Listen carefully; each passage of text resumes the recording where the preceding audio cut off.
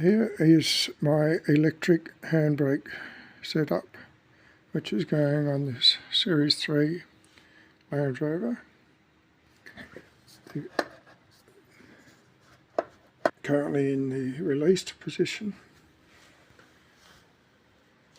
and there's the circuitry.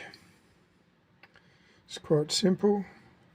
It's got the wires to the calipers, battery wire, and the wire to the handbrake switch. And the handbrake switch, of course, is on the end of the handbrake. It's the battery just to test it up. Ignition on, and the light is green, which means the handbrake's off. Put the handbrake on, it turns red. The calipers are locked solid, and release.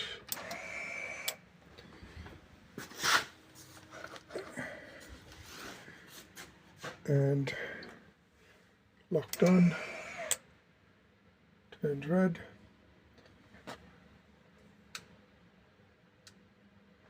So if I turn the ignition off, obviously the light goes off. Come back later and turn the ignition on. Handbrake's still locked. Ignition off. Lock solid. Ignition on, handbrake off, and if you turn the ignition off with the handbrake off, of course, the handbrake's still off. Ignition's on, handbrake's on,